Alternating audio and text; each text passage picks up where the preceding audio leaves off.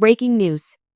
Relaxing in the calm atmosphere of the family's spacious living room, which had the comforting vibe of reflection about my younger self, the walls were covered with pictures of relatives, each one a record of a life lived in conformity with norms that had been passed down through generations.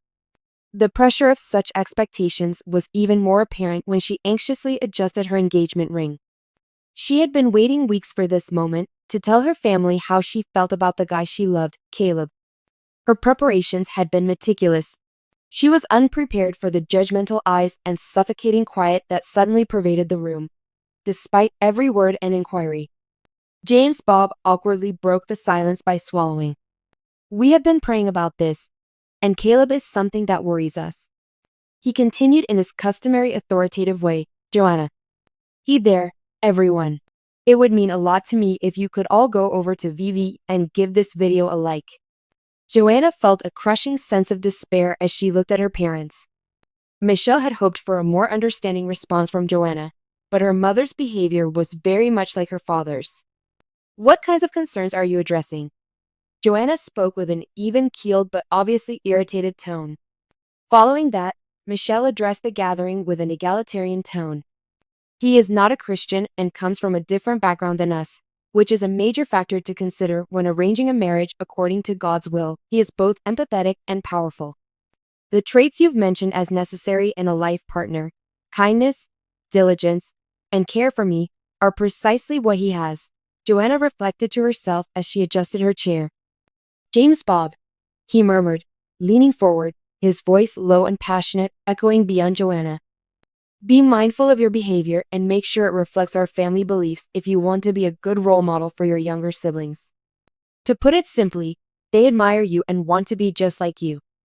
Johannah remained calm despite the harshness of the remarks. "Even if we come from different backgrounds, Caleb is all I have prayed for after all. Isn't it fundamental to faith to know that a good man can triumph over evil?" Once again, the crowd became quiet, and the air seemed oppressive as the attention turned to the present. With a steady yet trembling voice, Johannah Rose said, "I will not apologize for my affection towards him." To avoid the relentless scrutiny, she retreated to her bedroom and made a vow. Overnight bag being beneath her parents' roof felt like home, even if she was lost and bewildered. Her eyes welled up with tears. Intolerable, a FaceTime chat with Caleb was initiated as soon as she retrieved her phone. Upon seeing his terror reflected on the screen, his face contorted. "What's wrong?" he inquired. "They believe you aren't good enough," she said, her voice quivering. "They think I'm making a mistake. In your opinion, what should I do?" Caleb drooped his head and exhaled heavily. "I am tired of living my life for other people," Johannah stated, pausing to wipe her tears. "I am making the most important decision of my life by selecting you." This was the beginning of Johannah and Caleb's future together, as they began researching beautiful wedding locations and creating romantic visions of their big day. Going to a venue was like a mini rebellion against her lifelong experience of rigid rules and expectations. Still, she had a lot of stressful phone calls with her family members, and the trip was tough overall. Even though her parents begged her to change her mind, Johannah was determined to overcome any obstacle in her path and create a life according to her own standards. Johannah took comfort in Caleb's steadfast encouragement as he reminded her of her strength and the significance of fighting for love even when it was difficult. Amid the enchanting glow of a starry sky, Caleb took Johannah's hand in his and said, "Regardless of the circumstances, we are united in this endeavor." It was the first time Johannah had ever felt free. "This is my narrative," Johannah told him, her heart overflowing with gratitude and resolve. "The way I want it written is what I'm going to use. Unrestricted ability to love, imagine, and express oneself fully. Initially, the murmurs were only rumors, vague and improbable. The innocent and kind 18-year-old Johannah Duggar allegedly had feelings for a man whose parents disapproved. The Duggar family has very strict customs, especially when it comes to marriage and romance, so the idea sounded ridiculous. The world soon found out the truth, however, when rumors became an indisputable fact. Johannah Duggar was getting married without her family's approval. Hundreds of guests, family-led speeches, and traditional songs weren't the hallmarks of this Duggar wedding. This constituted defiance. independence. A change of scenery from the regimented world of her family. And it devastated the family patriarch, Jim Bob Duggar.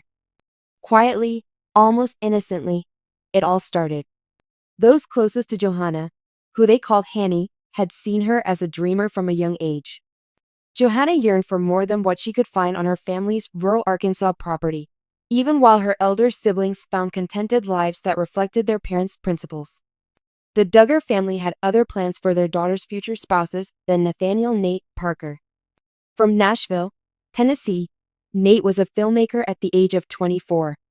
Nate was up in a relaxed Christian household and accepted his religion without seeing it as a code of conduct.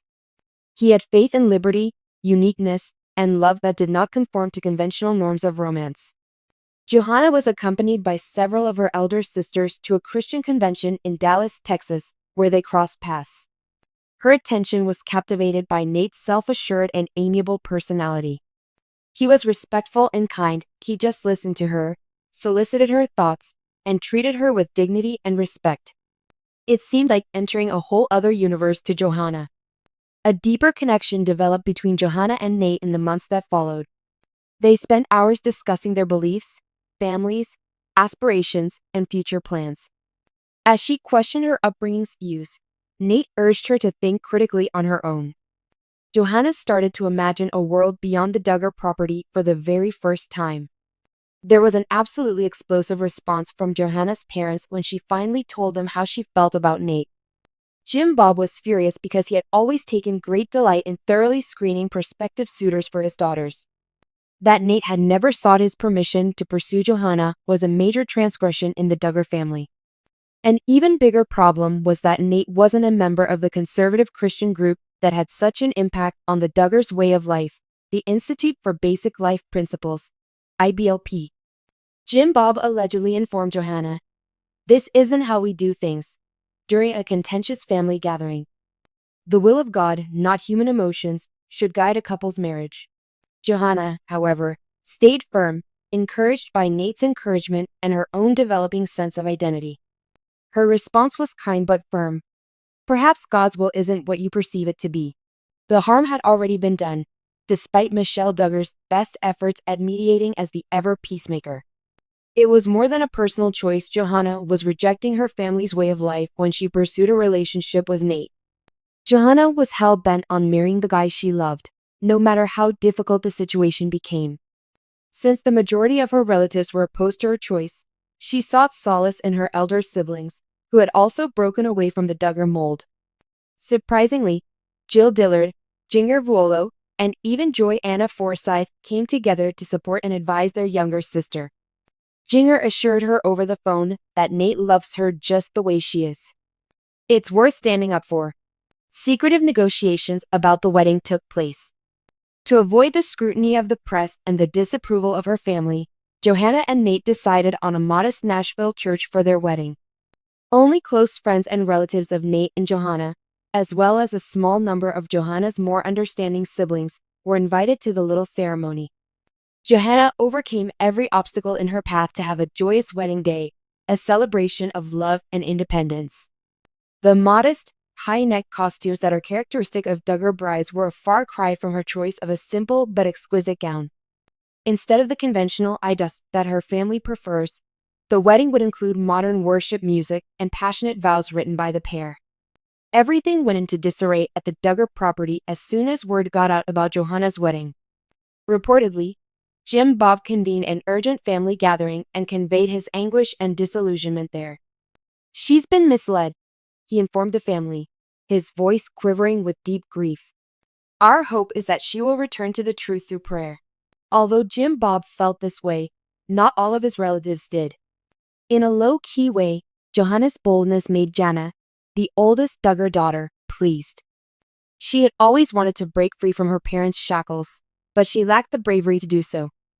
"Perhaps Johannah is demonstrating to us all that it is feasible," she confessed in a trusted friend.